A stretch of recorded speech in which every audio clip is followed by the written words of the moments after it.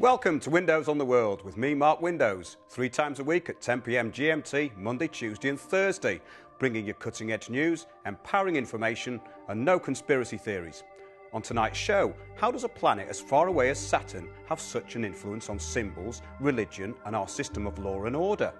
If you don't think it does, we are going to give you some insight into symbols and conventions associated with this age-old primeval sun, whose position in the sky could have changed. There was a time when it could have been much nearer and exerted much more influence. To discuss this, we have Troy McLaughlin, whose interest in the electric universe theory led him into the study of this huge presence and its enigmatic rings. And also we have Jay Widener, author, filmmaker and Hermetic scholar, who has been described by Wired magazine as an authority on the Hermetic and alchemical traditions and an erudite conspiracy hunter, a modern-day Indiana Jones. His ongoing quest is to find mankind's spiritual destiny. Jay Widener, hi, are you there? I am. How are you? Great to have you on again, Jay. Yeah. We had a really brilliant show last time talking about Kubrick's films. Yep. And today we're going to talk about the cult of Saturn. Now, this is something that you've studied quite extensively, isn't it? Yeah, I have. It's a fascinating subject, actually. Yeah, so the age of Saturn, the official age, is around 4.5 billion years, which is also the assumed age of the universe. Now, we know nothing about really when Saturn was formed, but it does seem to have a huge influence. Now, Saturn worship and influence goes back much further than the current religions. So why do these religions incorporate Saturnian symbols from ancient times? Well, I think that actually the worship of Saturn preceded the worship of Jove or Jovian or Zeus or Yahweh or Jehovah, whatever you call him, who's really represented by the planet Jupiter. And before that, as Troy knows, Saturn was the main worship planet. Why? I don't know. Troy's opinion on the electric universe is extremely interesting. It can't be proven, but it's extremely interesting. What I find interesting about Saturn is the fact that it is the farthest planet away that we can actually see with our naked eye, and it has all of these historical people in history who have been our rulers have been principally Saturnian worshipers. And everything from Set in Egypt, who was the evil god, I guess you could call him, all the way to today with the New World Order is apparently Saturnian. The Germans that worked on Operation Paperclip were part of Saturnian society, which is why they named the Saturn V rocket that went to the moon, supposedly, that's why they named it that. And also I think it's also why NASA is more or less obsessed with Saturn, which is why the Cassini craft is out there right now. They were willing to risk 72 pounds of plutonium on the space shuttle when they launched it to get to Saturn. You can imagine what would have happened if that space shuttle had exploded on its launch. It would have killed everybody in the world. But they didn't seem to care. They just wanted to get to Saturn. And they've been out at Saturn, and they've been photographing it, and the moons around Saturn. They found some incredibly interesting things. The most incredibly interesting thing that they found is, of course, Iapetus, the moon, which appears to be either artificial or has been manipulated in the past, and which is ironic because this goes all the way back to Arthur C. Clarke and Stanley Kubrick in 2001, because the original planet that the astronaut Bowman was going to in the book 2001: A Space Odyssey was Iapetus, the moon of Saturn. Supposedly Kubrick couldn't redo Saturn. The rings were too difficult for his special effects department, so they switched the planet in the movie to Jupiter. But of course, I don't buy that. I believe that he was told, no, you can't do that. And so he switched it, and not for a second do I believe that Douglas Trumbull in the special effects department working for Stanley could have made could not have made the rings of Saturn believable. So it all goes back to this secret society and how they run things. And they are Saturnian. They worship Saturn. They worship time. They have enslaved us with time because Saturn is the ruler of time. And I'm sure Troy can go on with much more about this, but basically we have to come to grips with this fact that we're being ruled by this planet for reasons that we don't understand. That's exactly right, and we're going to get to this enormous influence that it exerts a bit later in the show. But first of all, just to look at Saturn, I mean, the rings are quite enigmatic. There was this theory put together by Dr. Norman Berggren that maintains that the shots by the Cassini mission indicate tube-like instruments which may be creating Saturn's rings. Are you familiar with that, Jay? Oh, I am. I don't think he was. I think he was talking about the Voyager photos from the 70s. But yeah, there's a lot of weird stuff in the rings. And also, don't forget that J.R.R. Tolkien, who was led into the library at Oxford, reading the books that only he could read the languages. And when he started writing Lord of the Rings, which is, told people that he was not writing an allegory or a metaphor. He was writing the true history of Europe 6,500 years ago. And I can't believe it's just a coincidence that he named his villain Sauron, which is very close to Sargon, who is also a Saturnian ruler of Mesopotamia and really the first slaveholder, builder of cities, Freemason, all of these things. And so I think that the name Lord of the Rings that Tolkien attributed to, titled his book, is really about Saturn, who is the Lord of the Rings. That's absolutely right. And that's where and why people wear wedding rings. We're going to get onto this, as I said, a bit later on. It's just that setting up this idea of this massive influence this huge planet has in people's minds, because the influence of it in the symbolism that we're going to be talking about is quite immense. It goes through absolutely every part of our lives. And the idea is that it may have been a lot nearer, a lot closer to the Earth thousands of years ago. Are you familiar with that theory? Oh yeah, I've read all. If there's a book about Saturn, I've read it, so I know everything that there is about it. And yeah, it could be. I don't know. Like I say, something happened, and a lot of Troy's allegories are compelling, to say the least. But it can't be proven. That's the only problem with that. But the history of like I say, Tolkien and going back in time, it's quite clear and obvious that Saturn has this huge influence. What's interesting is that the south pole of Saturn is this big eye. It's a hurricane, but it looks like an eye. And of course, in the movie Lord of the Rings, Sauron was, depicted as a giant eye. So it's very interesting. Of course, we know that the North Pole of Saturn has a hexagonal structure, which is inexplicable in many ways too. NASA at first denied that there was a hexagon at the North Pole. When the Voyager took a picture of it, and they said, "Oh, it's just a lens and lens flare or something. We don't know what it is." But then Cassini took a picture of it, and it was still there 30 years later. So then NASA had to cop to the fact that it really was there, but they still can't explain why the clouds are going in a hexagonal pattern at the North Pole.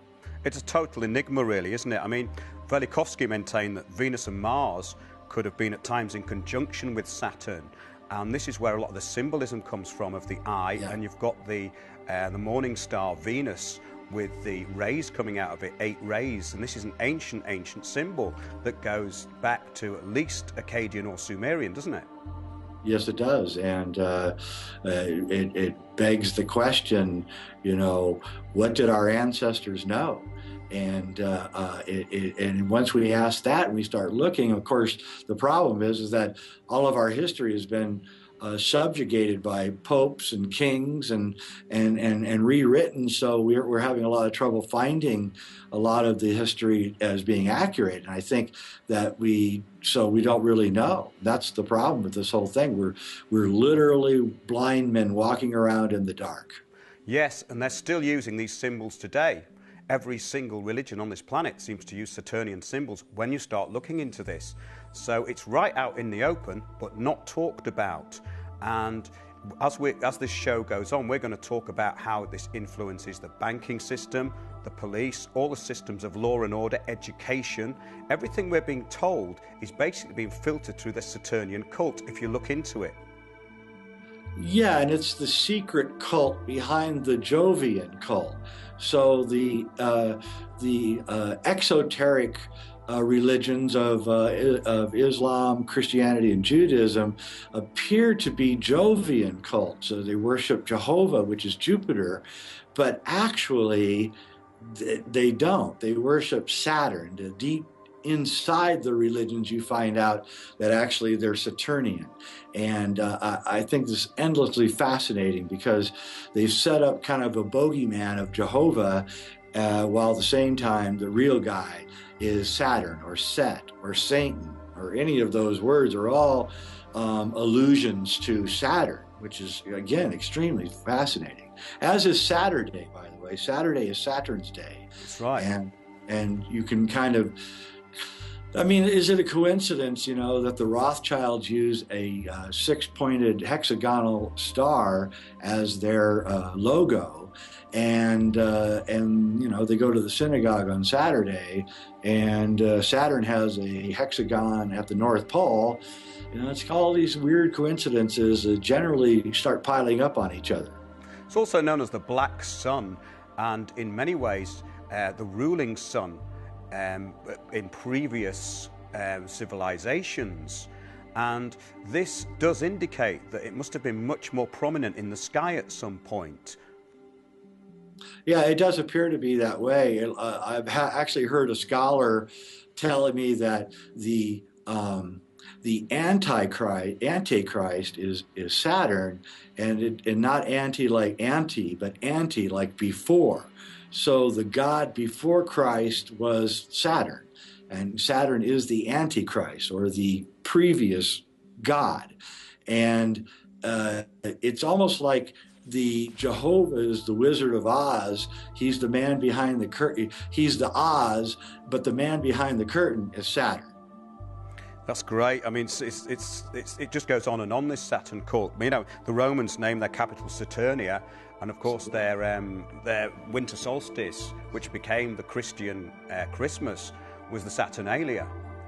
Right. And this is also tied in with Dionysus, who's also a kind of representative of the Saturn cult. I mean, it's a very broad sphere of influence, actually, isn't it? It goes from kind of procreation to death, but its concentration of the energies seems to be on control. It's actually time. What Saturn is the furthest out planet that we can see, and so it becomes like a giant clock, at least to the ancients. And what it does is it sets time. So Saturn is the God that creates consecutive sequential time, and traps us in time. Because once we believe that time is sequential, which it isn't, time is ever flowing. As Einstein said, you sit on a hot stove for 1 minute, it'll seem like an hour. You spend 1 minute 1 hour talking to a beautiful woman, it only seems like a minute. So time isn't really sequential, and it's not really what we think it is. We've created a contrivance. The rulers of this world have created time as a contrivance so that we can catch the airplanes and all meet at dinner at the same time and all go to work at the same time and be good slaves. But really, Saturn, its time is not sequential. Time is relative, and so Saturn is a false god entrapping us in time. That's right. Time is indeed created in our own consciousness.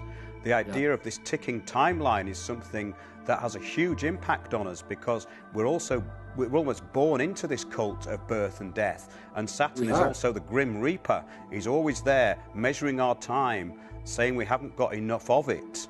And that's right. This goes into law, and the banking system, and the police. We're always racing ahead, thinking that we're going to get somewhere, and then everything is going to be fine. As soon as I get enough money, then I'll be fine. As soon as I, get rid of my sickness, I'll be fine. As soon as I find the right woman, I'll be fine. But you're fine right now. And so this is the influence of the Saturnian cults, is to always make us anxious and frightful that we're going to run out of time. And yes, indeed. And that whole idea of time being created in our own consciousness gives us, in a way, this kind of insight and way out of this cult of Saturn, because I think the cult of Saturn controls us unconsciously with a lot of this imagery and the way society's been created. The way out of that is to realize that we are timeless. Yeah, if you have ever examined the work of Jordan Maxwell, he shows you all the Saturnian logos and that corporations have, and flags of nations and countries are all using the Saturnian symbolism, and it's amazing actually. Nissan and Chrysler and all these companies are using all this Saturnian symbology, and none of us know it. Yeah, we're acting out something that we don't understand, and the key to enlightenment is to understand how we're being controlled. And this planet exerts an enormous influence in every area, as we've just been saying. I hope people are sort of interested in waking up to that, because, for instance, when you graduate from university, you wear the black mortarboard, the black square, which is the same as the Kaaba stone. It's Saturn. The Saturn goes through all religions, including Christianity, Judaism, and Islam. And the symbols of that are also in the Hindu tradition, and even way before that. This goes back, as we're talking about, thousands and thousands of years, and the origins of it are quite lost in a way, aren't they?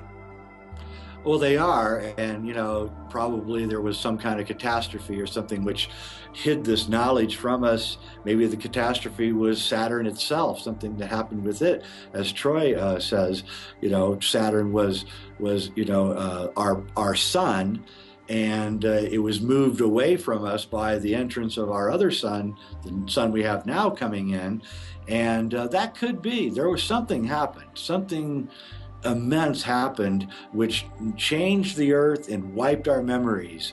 And the New World Order, whoever you want to call them, the Illuminati, they're using that to their advantage. Our amnesia is being used to their advantage. That's a very good way of putting it. We're being controlled unconsciously with a lot of this symbolism and the way our society is structured. We'll be continuing the discussion with Jay and Troy after this short break. Stay with us.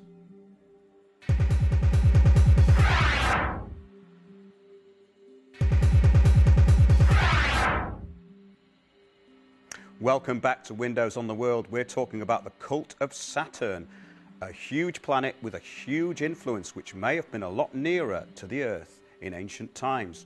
We're still talking to Jay Widener, and now I'd like to go into the symbolism of Saturn and how it affects us in our daily lives. Are you still there, Jay? I am. Great. For instance, one of the lesser known cults is the cult of Octagon, which is the Knights Templar. The Knights Templar used octagonal towers in all their churches. They believed in the number 8. The number 8 is relative to Saturn. It's about law and order, control. And the number 8 is always coming down from the heavens into the ground and always causes friction. It's a type of spirituality which meets materialism.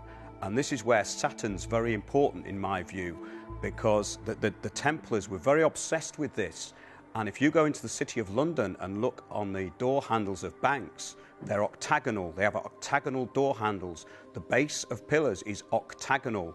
So this is another thing, that Saturn rules number 8.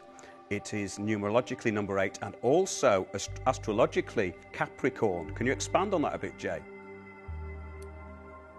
On Capricorn? Yeah, well, on the whole thing of the numerological aspect as well. Well, again, Saturn is the planet that fixes us. That's what you're really kind of referring to. It fixes us and it entraps us. That's what it is, and it circles. In the ancients, it circles us. The only planet that can be seen is far out there, and it's like a corral, and it's circling us and corralling us.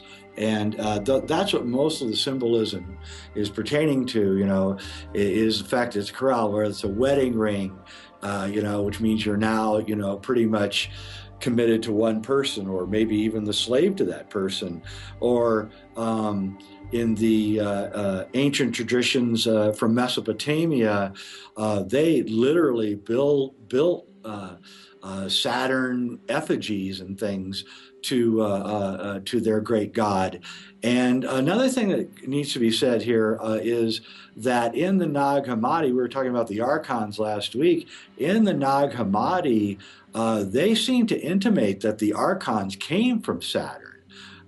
So we might be dealing with extraterrestrials even from a moon of Saturn that are actually controlling us, and that may be the absolute origins of the Saturn cult. Is that a group of people from the planetary system, or if it was here before, here are ruling us, and they are clearly Saturnian followers. There's just no doubt about it, and everything that we do is from their cult.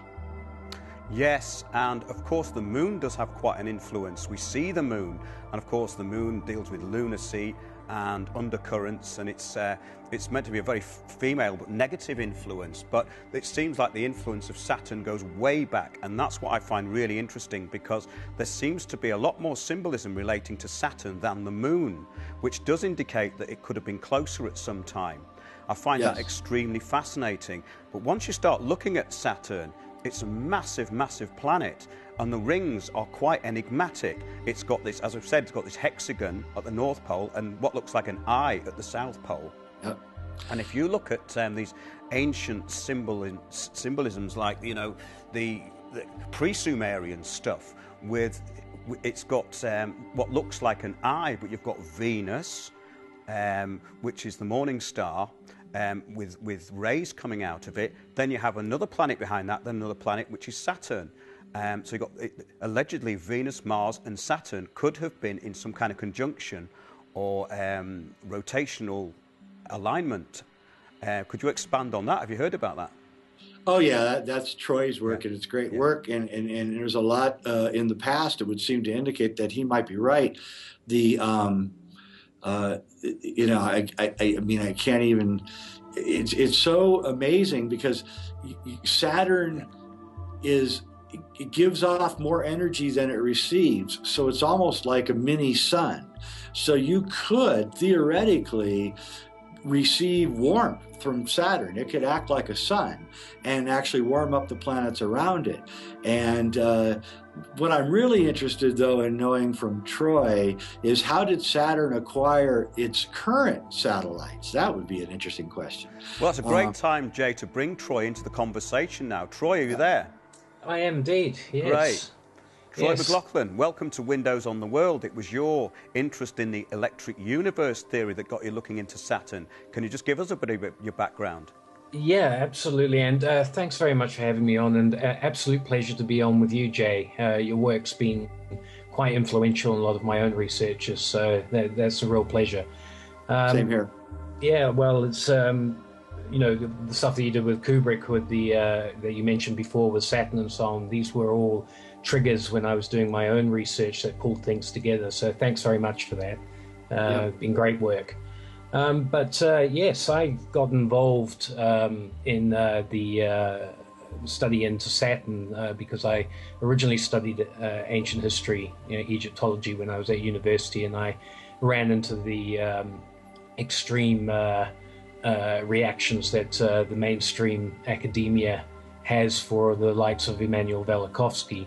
And so I dropped out of those studies into other studies, completed my degree, and since that time I've been keeping tabs on things to do with the progression of the studies to do with Saturn. And as things have gone along, there have been other people, Dave Talbot, Eduardo Cardona, Ev Cochran, people of that caliber who've expanded on Velikovsky and produced a very plausible form of cosmology to explain what ancient mythology tells us was happening in the skies. And of course, the battle there is that mainstream science is very much geared by the uniformitarian ethos, and they cannot conceive that the skies would be any different than they are today within the last 200,000 years. And so when reading mythology, we've had the waters muddied terribly by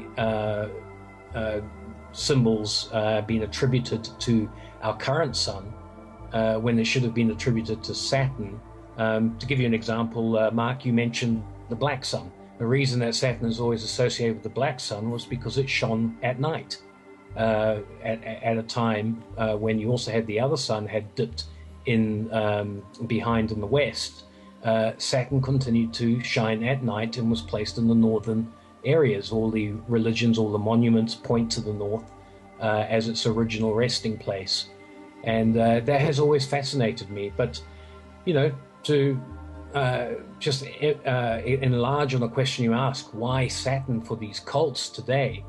When we talk about the symbols and so on that come down from Saturn, what we find is that symbols are actually a graphical manifestation usually of deep-seated archetypes that sit in our subconscious. And Saturn is the god Saturn is inextricably linked with the concept of doomsday. And that doomsday anxiety that humanity has, if it can be manipulated, it makes for a fantastic control mechanism. And this is why, as Jay quite correctly points out, when you look deep behind the Jovian religions, you find this Saturnian influence there. It is quite simply the creator god who also turned the destructive god, and that doomsday anxiety gives them, the chance to basically justify their claim for authority over us in the name of Saturn. Yeah, perpetual fear and control, really. Yeah, doomsday is the big one that keeps us all fearful. A return to doomsday, I should say. So the fact that Saturn seems to have symbolism in all the major religions is really no coincidence. Yes, it is the original, god planet. It's just that our cosmology in the electric universe, the subset known as Saturn theory, identifies the planet Saturn with that god, something that the ancients definitely did. Modern scholars have thoroughly muddied the waters because they just could not equate what they were reading in the mythology, in the various mythologies. And I'm talking about world mythologies all around the world. There's a comparative basis for all cultures having identified the northern seat of where Saturn existed, or the version of Saturn in whatever culture you're looking at, and that it was always identified with the planets. But scholars in the 1800s, they basically couldn't reconcile with the sky we see today. And so therefore they attributed this immobile, static sun that shone at night to, a blanket attributing to the current sun that we have today.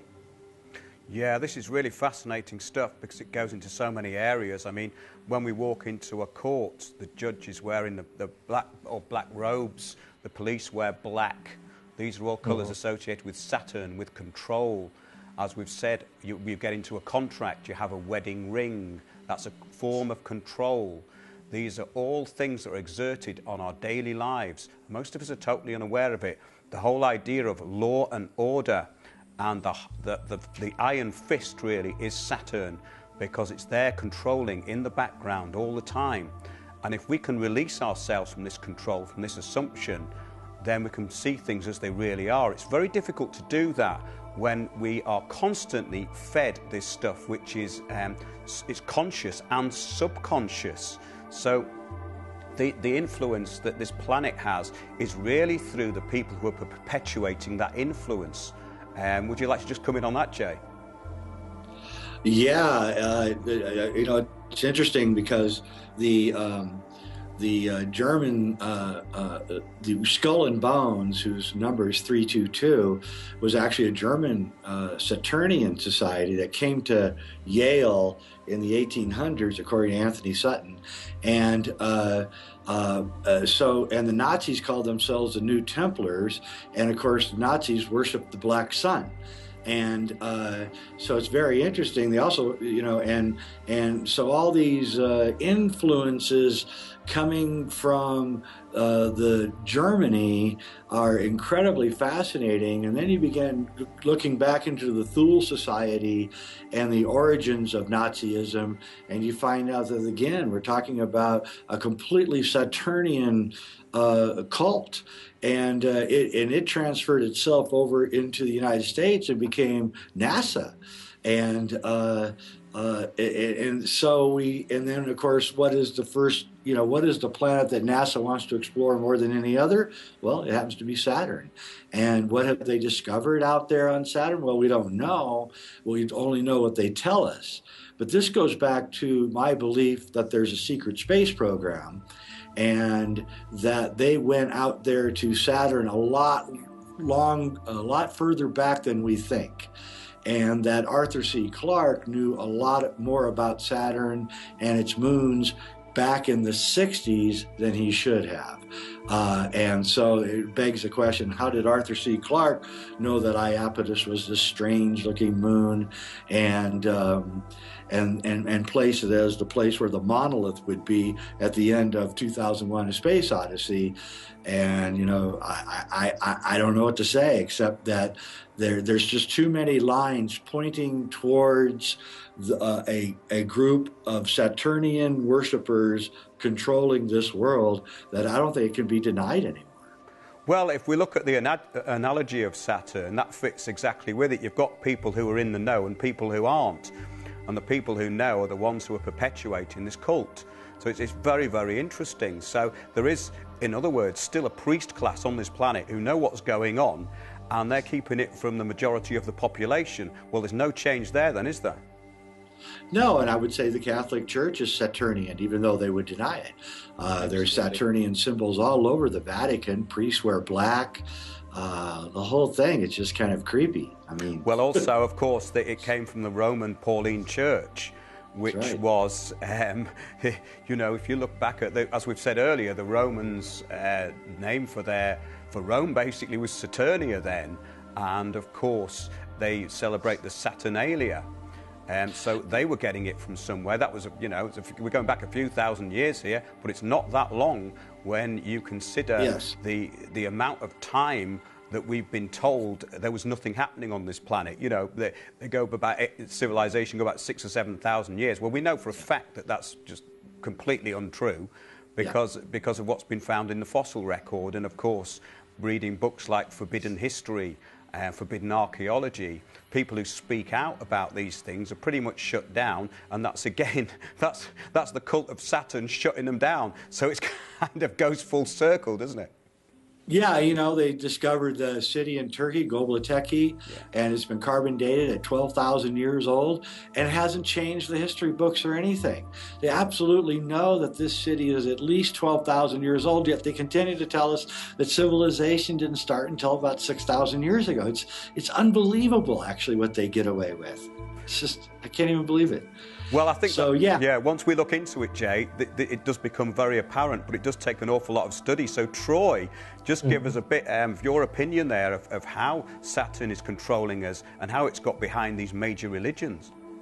Well, okay. In Saturn Death Cult, the book that I put out, I argue for the idea that the modern manifestations of this cult centered around the mythical god Saturn must be viewed as essentially a cultural phenomenon, basically a culture that is born from an accumulated set of ideas, beliefs that are based on a highly distorted understanding of the original Saturn mythology and religion that collapsed at the end of what we call the Golden Age. It's basically this understanding, this distorted understanding that we have amongst various organizations. And I have to emphasize it's various organizations. I lump the royals and of many cultures in with Catholic churches. The whole lot of them all use these archetypes from that time as their control mechanisms to assert power. But basically, the understanding that they have of Saturnian archetypes, religion, if you want to put it that way, it facilitates the desire by these various elite agendas to ensure their continued control over the productive capacity and the resources of the world's population. And so what I'm attempting to say in Saturn Death Cult is that this Saturnian-based culture has culminated most visibly and most dangerously as today's central banking model of debt-based finance. It's a system that has perpetuated war and suffering for centuries amongst the greater majority of people on this planet, and it utilizes the symbols that we've been talking about to trigger those doomsday anxieties to keep people in line. Yeah, well, it's very useful for the cult of Saturn to be used by those who want to control us, because it is a controlling influence. So these people are merely kind of vessels for the influence of Saturn. Would you like to just comment on that, Jay? Oh, they are. Let's not forget that in the Saturnian myth, Saturn finds out that he's going to be overthrown by one of his children, so he begins killing all of his children and eating them. And it's only when one of his wives takes pity on her baby Jove or Zeus and keeps him hidden from Saturn, that Saturn is overthrown. But Saturn is a child eater. He's into eating children, killing children. He's the Grim Reaper. He's, it's pretty hairy when you start looking into the myths of Saturn, what's really being said here. And, I can't believe I believe that whoever it is that rules this world, that the single man who's at the very top, he probably is the Lord of the Rings. Yeah, that's a very good way of putting it. But this top-down control system does seem to fit in with this belief in the Saturn cult. So you can't really have one without the other. You can't say, oh, it's just a control system without bringing Saturn in, because if we look at how Saturn's been set up as the controller through thousands of years, then you have to come to the conclusion that it has some influence, and that brings us on to the rings of Saturn and the eerie sounds that come out of Saturn that have been recorded. They're slightly out of our audible range, but they have been decoded by NASA. And this like roaring and screaming sounds coming out of there all the time. So like you were saying earlier, Jay, it does seem to generate its own energy, doesn't it? Well, it does. And, the work that's been done on the rings, I forget his name. What's that scientist's name that did the work on the rings of Saturn? He wrote the book. I can't remember his name now. Anyway, he wrote an incredible book and showed you pictures of all sorts of objects in the rings, inexplicable objects in the rings, and even to this day, we really don't have a very satisfactory explanation as to how the rings were formed. If the rings were formed the way that science tells us that they were formed, then there shouldn't be the kind of record player grooves that are in the rings. They should have started smoothing out by now, but that's not what happened. They're still kind of, you can see that each ring around Saturn is its own ring, and it's not like slowly falling apart and mixing in with the other rings. They're still rigid rings, like an LP, like the ring, the rings around a record, the old record player. And so, I think that my personal opinion is that the Germans or the Nazis or somebody got the truth about Saturn in the past and became obsessed with it, and the whole entire reason for NASA, in my belief, was to go to Saturn and check it out. That's absolutely fascinating, Jay. I know you've got to leave us. We're going for a break. We're going to continue the discussion with Troy, and we'll be back in a few minutes. Thanks very much, Jay Widener. Fascinating as usual.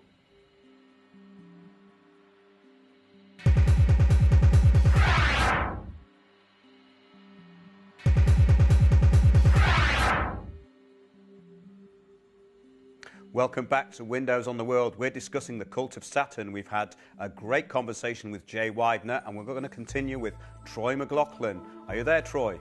I am indeed. Great. So yeah, this worldwide control system backed by this cult of Saturn is everywhere, isn't it? I'd like to just talk in the last part of the show about how we can free ourselves from the shackles of this planet that seems to be influencing us on pretty much every second of the day through the people who are controlling the planet. We've also got some symbols which you won't be able to see. We're going to put up on the screen. I'm just going to mention them because this shows you how far back this cult of Saturn actually goes. But before we do, yeah, here we go. We've got Roman coins, I think. We've got also other images from ancient Egypt, which we'll be showing. But as these are coming up on the screen, Troy, can you give us some more insight into how you think the cult of Saturn is still controlling us? Well, it comes really down to what Jay talks about Saturn being the god of time. He has many manifestations, the Grim Reaper and so on, but Father Time, in the Greek pantheon, he is known as Chronos, and this is, of course, where we get chronology and, the chronometer. That's right, just on the screen now, Troy, you can't see this, but this is a Sumerian symbol, right. And it shows the Saturn, basically the image of Saturn on the front of this costume, with these three planets, which show again that Venus, Mars, Saturn conjunction. Is that the one with the 8-pointed light rays star? Yes, that's what it does from the front, but this is a side view of something that looks Akkadian or Sumerian.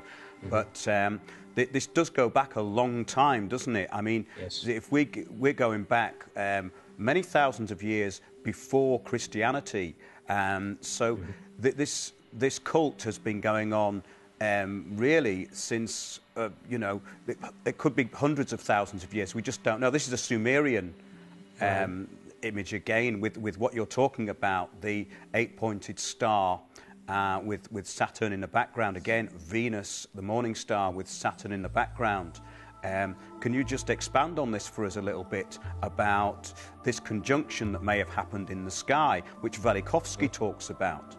Right. Well, this is the cosmology that seeks to unravel the mystery behind a lot of what the Saturn cult ideas tend to use, as their symbols and as their control mechanisms to affect these archetypes that we have deep in our subconscious. And it's really to understand that, unlike modern scholarship that basically has equated mythology with a form of fiction, psychodramas played out by ancients as a way of defining their existence and so on. That in fact, mythology is telling us about real celestial events, natural events, not magical, not any kind of hocus pocus or anything along those lines, but basically the original understanding of the Saturnian cult was to understand the role that the planets that currently make up our solar system once played when they were in vastly different conjunctions. Now, the conjunction that you're looking at within the Saturn theory subset of the electric universe, I favor what Eduardo Cardona, one of the researchers, talks about as what's called a polar configuration. Now, as I mentioned before, the black sun is related to Saturn because it's shone at night. And when you're in a situation where you've got Saturn, the planet, acting as originally as a brown dwarf star, a lot more glow coming out of it than we see today, and you also have the sun, the only way that the ancients could really conceive of seeing the Saturnian glow at night was if the Saturn resided at the celestial north pole of the Earth. And this actually is exactly what mythology bangs on about, that Saturn was always seated in the celestial north. The Chinese point to that, various cultures, the Egyptians, the Great Pyramid is the most celestially north, perfectly oriented building on the planet, even to this day, even more so than the Greenwich Observatory here in the UK. And that connection of Saturn in the north is basically creates what's called a polar configuration. Now, for people with a celestial mechanics background, Newtonian mechanics, this seems almost preposterous, the idea that you could have planets literally stacked up on each other, rotating on their axles under each other. But this is effectively what mythology is describing. And I have to say that as far as the physics go, we've made certain inroads in this. I've had people say this is completely ridiculous, nothing can be seen, observed in the universe like this. Well, that's no longer true. Herbig-Haro objects that astronomers have named are actually polar aligned, axially rotating objects out in deep space, and there's well over 300 of them now being catalogued. And so the idea that objects can actually travel in a axial alignment on their polar orientations is not out of the question. I mean, the comet Levy-Shoemaker that slammed into Jupiter did exactly that with its 22 pieces. When it broke up, it formed a polar aligned configuration before slamming into Jupiter. So this configuration, mythology tells us, existed at a time they dubbed the Golden Age, and then it broke up, and that's what created the doomsday anxiety within the human race, the indelible mark that these catastrophes, these planetary catastrophes, left on us due to these celestial events, which has basically, as the solar system settled down, these archetypes, these marks in our psyche, our corporate psyche, have been exploited to take the cult of Saturn in the malicious direction that it is now. And that simply, in my opinion, equates to this desire by certain elites to have for themselves a golden age lifestyle at the expense of the rest of us, now that the golden age has finished and we're in a season, four-season type environment where food shortages and resources are at a premium.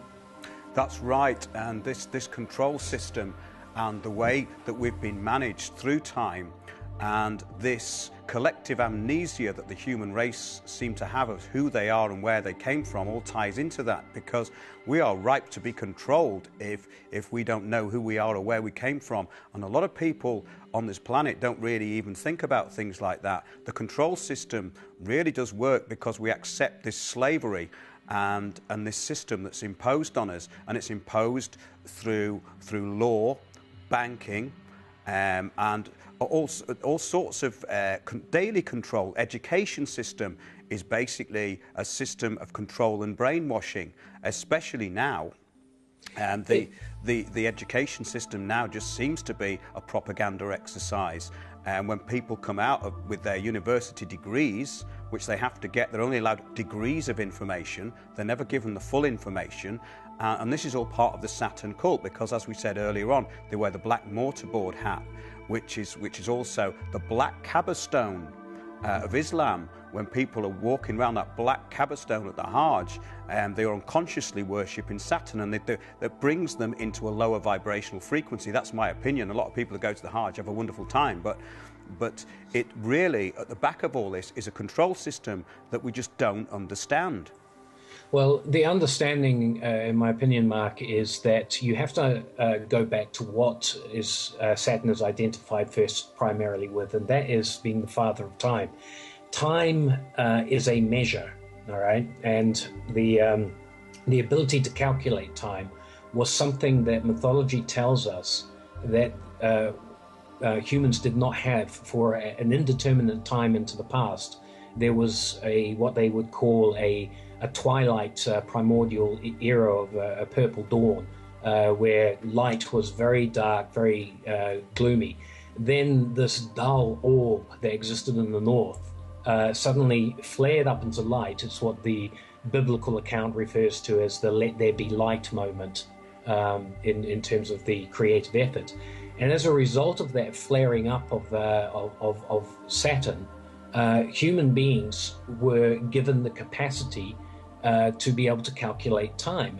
And from time comes all manner of measures. And really, any form of legal structure, any form of financial system, they're all based on measures. And that stems from that initial ability to calculate time. And of course, when Saturn's influence was finally derailed by the influence of the sun, and Saturn was banned out to the orbit that we have today, the legacy left by Saturn was this concept of measures and basically measures and weights, and the control over what defines the measure and weight by which we govern our lives and so on is essentially what's behind a lot of the Saturnian religions, desire for control the system, and you control the people. It's a far more effective way than just having a bunch of tough guys telling you what to do. That's absolutely correct, because then the people keep themselves in line, and that's really what all this is about. Yeah, if you trigger those archetypes in doing so, if you say this is the system, and hey, guess what? We're going to cloak it in all these symbols that go back to Saturnian symbols. There is a deep subconscious reaction on the part of most people to that, which basically says, yep, you guys must be the guys in control. You guys must be in charge. And, this is the reason they stamp this stuff over the US dollar, over our currency systems, and so on. And it's really all just to effectively corral us all in to a system that provides the resources for an elite few to live a lifestyle that had apparently existed under the Golden Age before Saturn's fall. That's right. It keeps us in fear of the gods and keeps us in our place through this constant reminding through the law system, the banking system, the education system, that we are being monitored, we are being controlled. The way out of that, in my opinion, is to free ourselves mentally, and then none of this stuff can really impact on you. The problem is, on a day-to-day level, that's quite difficult, the way things are, especially with the financial implosion that's going on worldwide. I'd just like to thank you for being on the show, Troy. Would you like to come on again? Oh, I'd be delighted, Mark. It's been absolutely fantastic, and it always goes too fast. So I'd just like to say that's great. Thanks to Jay Widener, Troy McLaughlin, and it's good night from me, Mark Windows. Keep watching those, watching us, watching the people's voice. We'll see you soon.